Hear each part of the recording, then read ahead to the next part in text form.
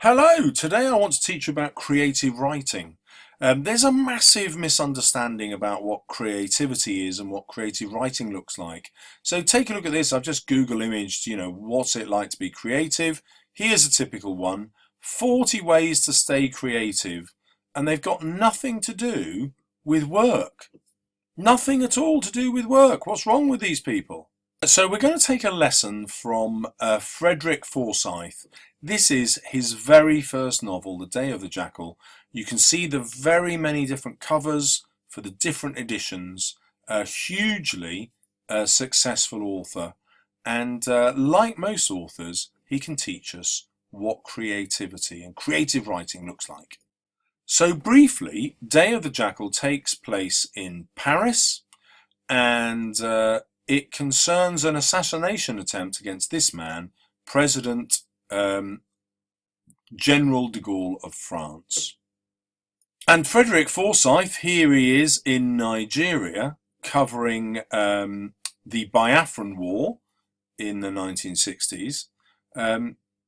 He lost his job as a reporter for criticising the government and the BBC for this war in Nigeria and the way it was being reported. And came home, had no job, and spent 35 days writing solidly, writing The Day of the Jackal.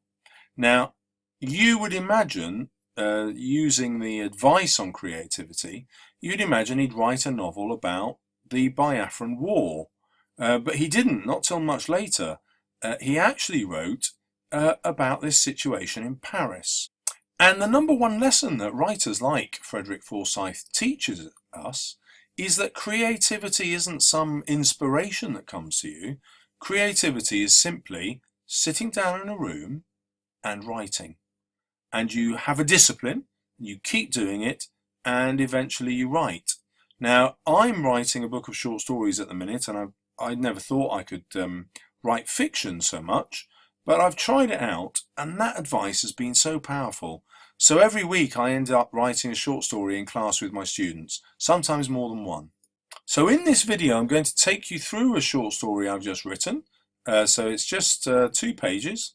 It's short enough for you to write in an exam. It's 670 words. And I was creative by simply forcing myself to write during class. I also had a little bit of a plan, which I'll tell you about, which is going to help you write about any single topic that comes up in the exam, and I'll show you how that works. So I'm going to show you paper 1, the AQA exam, the new exam, and this is their specimen paper.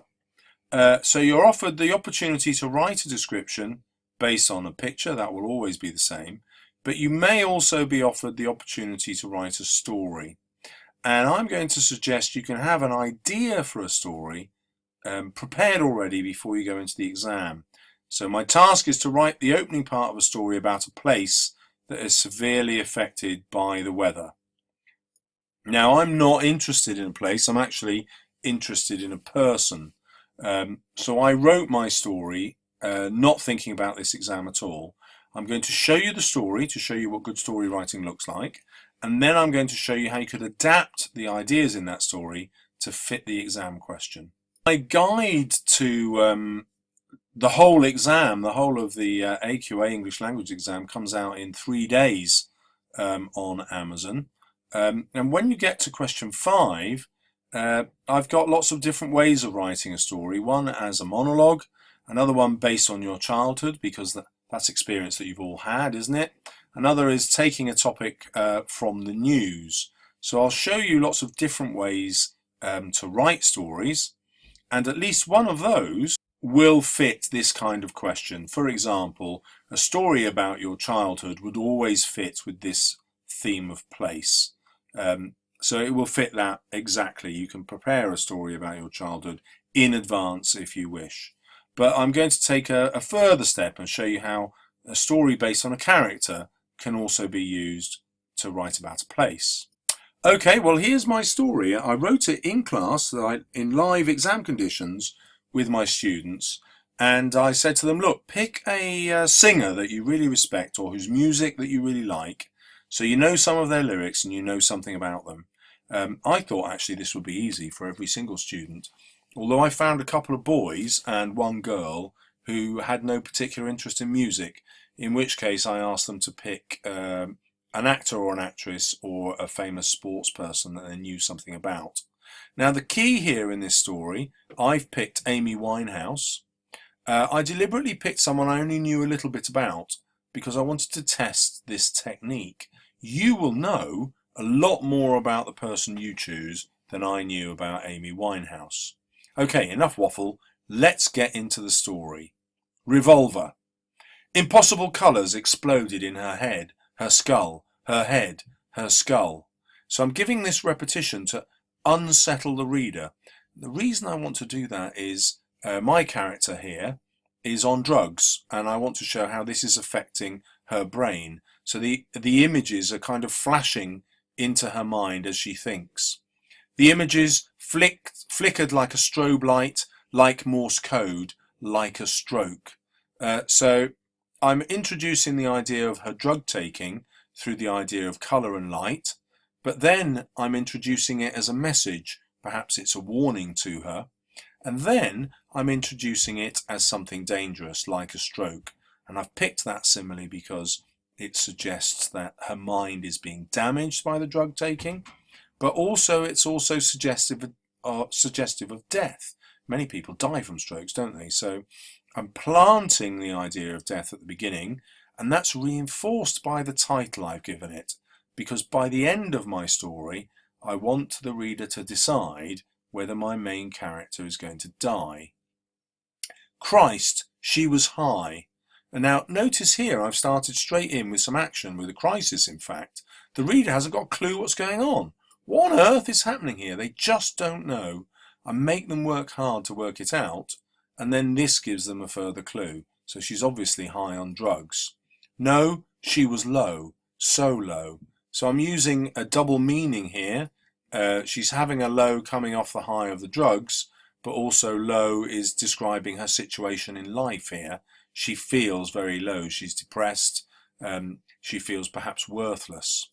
The song would not come to her. Its words fled from her. Birds in a field. So I've used this metaphor here because in my story I also want to show off my descriptive techniques.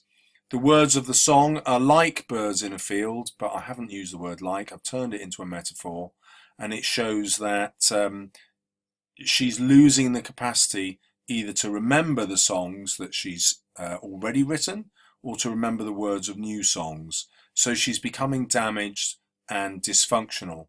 And I also thought that focusing on birds, even though it's describing the words, by association, that also suggests her and how fragile she is.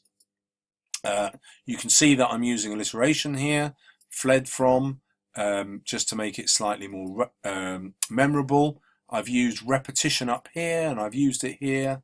I'm chucking techniques into my story to make it more memorable, to make it more interesting. Now I've introduced a question. It's a rhetorical one. So if she's scaring the words away like birds in a field, does that make her a hunter? And what I'm doing here is entering into my character's head, and that gives me great freedom because one idea will suddenly lead on to the next. So I introduce the idea of a hunter, which brings me to the idea of guns, which brings me back to the idea of revolver. And the revolver is going to be a tattoo that she wears, but also the name of her first album, so it kind of represents her. Now, the great joy of being able to just follow my thoughts like this, one word associating to another, like the thoughts in a character's head, is I don't have to plan. When you read my guide, I show you lots of ways of simply planning the ending. And that makes sense of the rest of your story. You don't have to plan the rest. So in my ending here, I planned an ending where I knew the reader would be asking the question, has she died or not? And so I'm introducing the idea of death all the way through, and then the reader has to decide, well, has she overdosed on drugs or not? Okay, let's get back to the story. You'll notice that I've chucked in a colon here to introduce an explanation. I do that deliberately. when I'm writing for the examiner, just to show some variety. But it also compresses my sentence. It forces me to be more interesting. Okay, back we go. She gazed at her tattoo. The revolver was famous, her first. Thousands of fans had copied it in homage to her music, to her pain. So here I use the idea of contrast, something positive here, followed by something negative, and it all gives me an insight into the character. Everyone identified with her pain. Was her pain a drug? It fueled her writing. And posing questions like this and then answers allows me to get the reader to enter into my character's head. I can do this using the first person I, but actually I can't do that if I want the reader to think that she might have died. And because I've planned my ending first, I knew that I couldn't write this in the first person. I had to write it as she, her in the third. And by the way, I'm male, as you can tell, but that doesn't stop me writing about a female character. Many people think there are lots of differences between boys and girls, men and women, but actually you can write very convincing stories simply by pretending you're that person. So she didn't write happy songs, did she? No, her voice was the voice of longing, of longing, of longing. And I've obviously emphasised that to show how much she's longing, but also to show how she can't move on to a new idea because of the drugs. It's affecting how she thinks. She's becoming less agile in her thinking. She needed another hit. But she should pace herself. And I've used the word should here and emphasised it with the alliteration to give a warning to the reader that if she takes more drugs, there might be some danger. Hence the word should. Revolver. I've underlined that because it's a title. It's the title of her album here. And the memories revolved in her head. The album had gone platinum, global, crazy, and her life had changed forever. So this is actually a bit of flashback. Your teachers might tell you to use flashback, but when they do, you might imagine huge long paragraphs where you tell stories of what's happened before. But actually that's not very practical in a short story. Actually what you want to do is just give brief hints and let the reader do the rest of the work. I can imagine what her life might have been like simply by the word crazy. I can imagine all the paparazzi. I can imagine the people outside her house. I can imagine the constant interviews on TV and the requests from autographs from fans and the crazy letters she must have got in the post. I can imagine all that. In a novel, I'll put all that in because it's fascinating. But in a short story, I haven't got time. I just drop clues. How far away that innocent 19-year-old seemed now. One of the major techniques that I take you through in the guide is this use of contrast.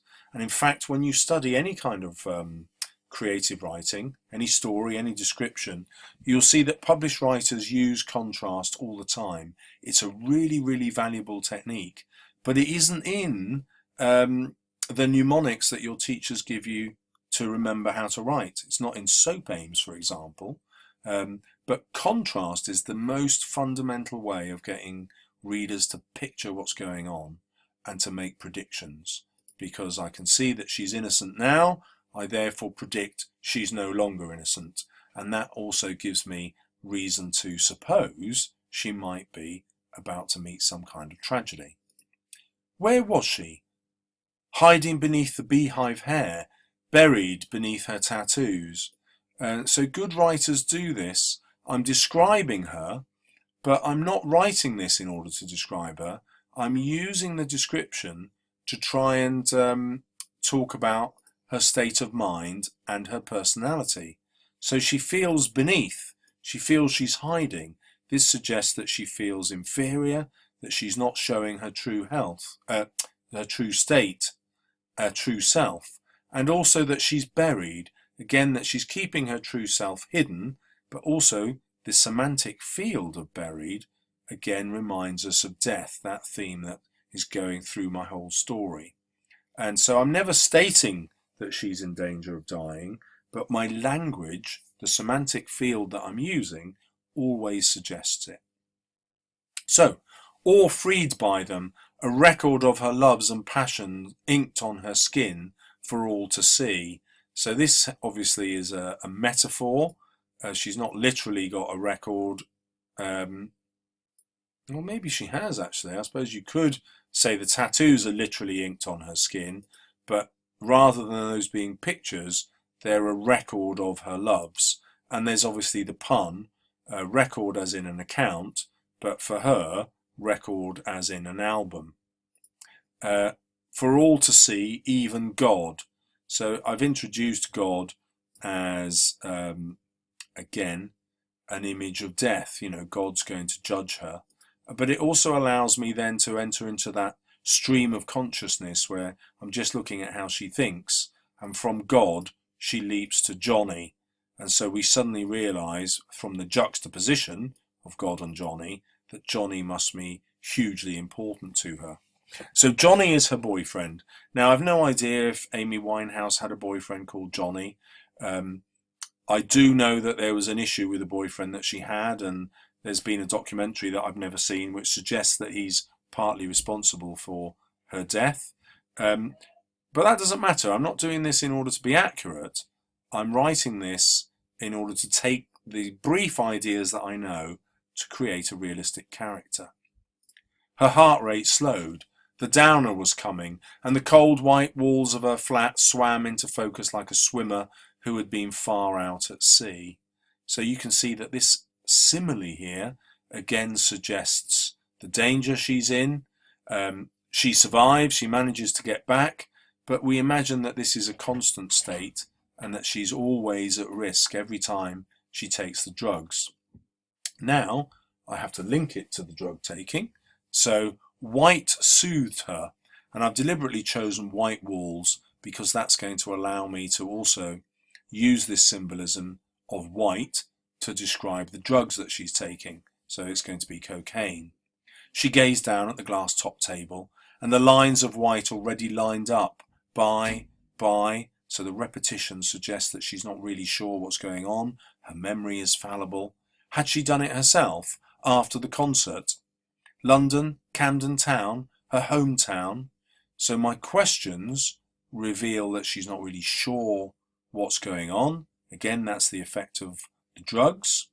But this is also exposition. That's the word that means the backstory.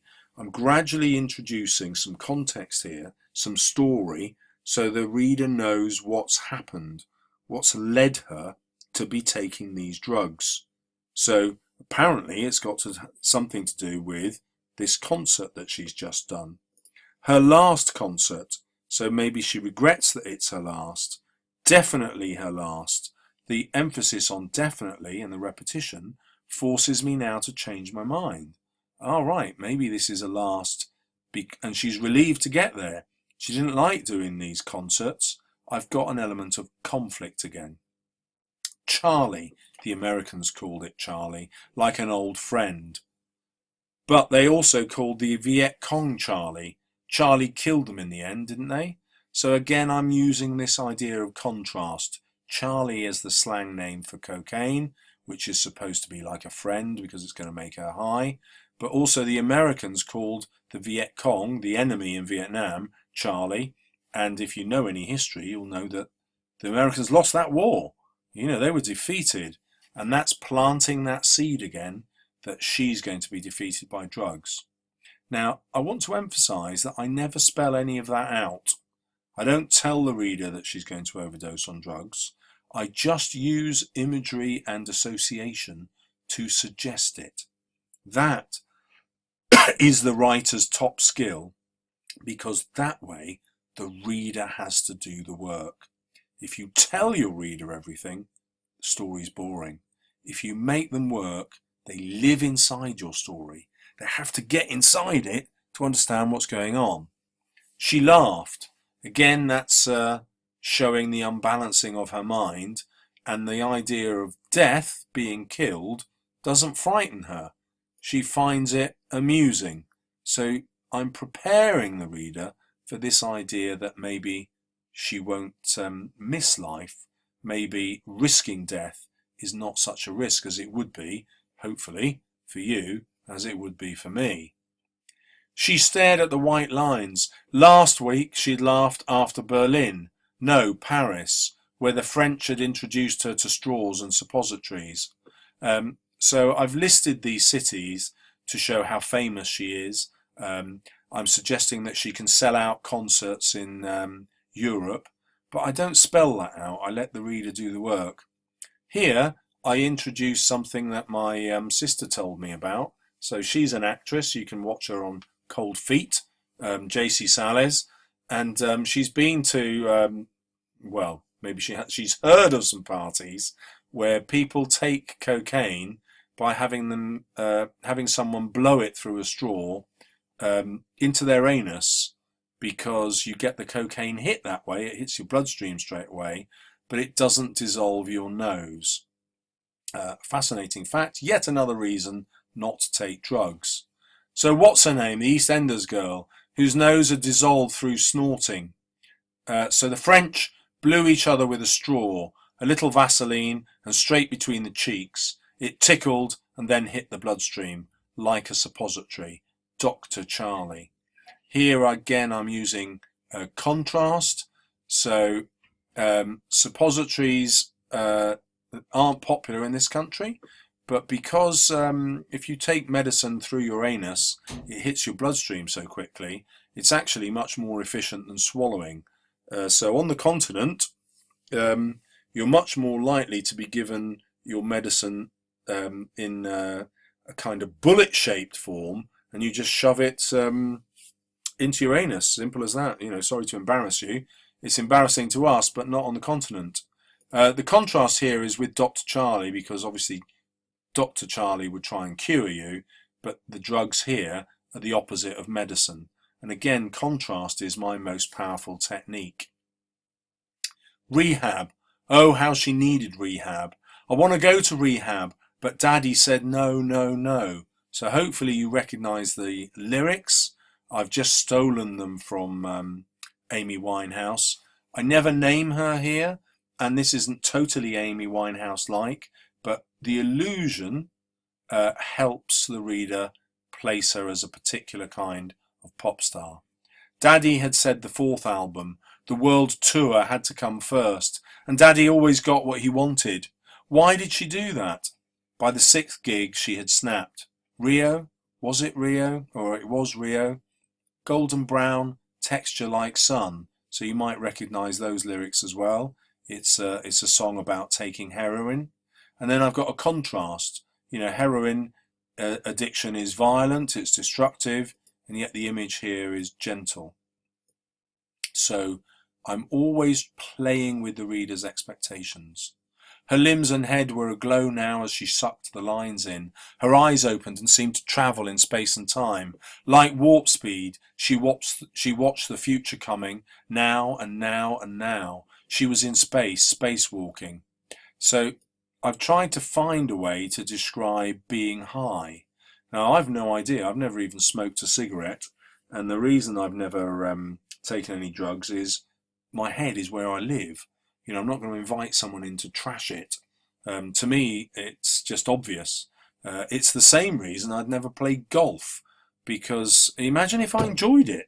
I'd end up spending 6 hours on a Saturday and 6 hours on a Sunday playing golf. What a waste of a life that would be. And I see drug taking the same way. This isn't a lecture, by the way, to tell you, well, it's not safe to take drugs. I'm just trying to show you that you can enter through your imagination into any state. You don't have to experience it. Creativity is simply asking, what if? So back to my story. But tonight it was not enough. Ground control, there's something wrong. So hopefully you recognise that as a lyric from a David Bowie song, or David Bowie if you prefer, also about drug taking. Johnny was not here, like Daddy. Why did she need them? So now I'm introducing this idea of a motive. She's been abandoned by her boyfriend. Her boyfriend is just like her father. Her father seems to have been demanding too much of her and abusing her in his demands. And so that gives her a motive. She didn't understand. With a sob, she suddenly saw him a mile away in one of the posh clubs, spending her money on some slutty hangers-on, bimbos attaching themselves to him for the glamour, for the Charlie, for the high, for the little bit of gossip. What's she like? Does she really have a tattoo of your face on her? And obviously I'm using the ellipsis because I don't want to spell out where it is. I want the reader to infer, to ask questions, to be involved. Christ, she did. So here we can see her regret that she's got a tattoo of her boyfriend in this presumably intimate place. He'd come back tomorrow as though nothing had happened. So we can see her disappointment in her relationship and the fact that Johnny appears to have no regret. He's just going to behave as though he hasn't been sleeping around. She ignored the other lines. They were road markings telling her to overtake, to take control, to take over. Hopefully you're beginning to feel the rhythm of this story and how I use repetition or anaphora in this way to kind of build up the sound of it. I'm using a metaphor here, so I'm imagining the lines of cocaine, the white lines, ready for her to snort, but she's ignoring them because the cocaine is no longer strong enough. She's going to need more. They were road markings. The image here in the metaphor suggests going forward, but accelerating. She's going to overtake, and so she's moving towards danger. The whole thing is speeding up, getting out of control, and I emphasize that again with the repetition of the lyrics. Ground control, there's something wrong. So a reader who recognizes the lyrics will immediately associate them with drugs. And I think actually if you don't know the songs, because of the context of the story, you will also associate them with drug taking. And obviously if she's talking about ground control, she must be in space, and therefore by implication she must be high. You know, it's language that you can delve into and understand what the author's up to. She stood and went to the kitchen where the strong stuff was. H for heaven, H for the ultimate high. So I've deliberately decided that H obviously is for heroin, but I'm calling it heaven because that seems plausible. A dealer might call it that. It might be a brand name for, I don't know, 80% strength or whatever. I've no idea. But the main reason I've used that is because it's suggestive of death again. And it will also, if she believes in heaven, account for a lack of fear of dying. The rubber band, the gold-plated needle and syringe, a gift from Johnny, lovely Johnny, loyal Johnny, fit perfectly in her hand. And again you can see I'm using this technique of repetition, almost like a chorus in a song, here to suggest the irony of the boyfriend who's given her this gift, but this very gift is going to destroy her, just like his lack of love and loyalty to her is destroying her. The needle knew its way. And I've tried to do this in a sentence which replaces a whole paragraph. I could have written about how she actually, you know, tied the band around, you've seen it in the films, tied the band around her arm and made the vein stand up and then inserted the needle into the vein and blah, blah, blah. But actually, I can simply show how skilled she is by saying she's done it so often by implication that even the needle knows what it's doing. And good writers in short stories do that. Be economical. Use an image that forces the reader to work out more than you're telling them. Johnny's face appeared as she pumped the H further in. She'd longed for yin and yang. So hopefully you're familiar with this image of the black and whites comma-shaped or apostrophe-shaped, or if you like, sperm-shaped in a circle, which comes from the Chinese, I think Confucian, I'm not sure. Do post a comment and educate me. But complementary opposites, yin and yang. But really they were fire and ice, and I've chosen opposites that are not complementary, opposites that will destroy each other and cancel each other out. Well, obviously I've done that to emphasize the idea of destruction. So really They were fire and ice. She glanced finally at the revolver on her arm. So we know the revolver is a tattoo, as well as the name of her album. And that's a skill that good writers of short stories do. They take something from the beginning of the story and echo it at the end. But hopefully you remember I started in my planning by simply planning the end. So I knew this is where I wanted to finish the story, which is why I called the story Revolver. I didn't call it Amy, for example, because I knew that I wanted it to feel complete and well structured. So the revolver on her arm is also, if I take it literally, something that's going to shoot her.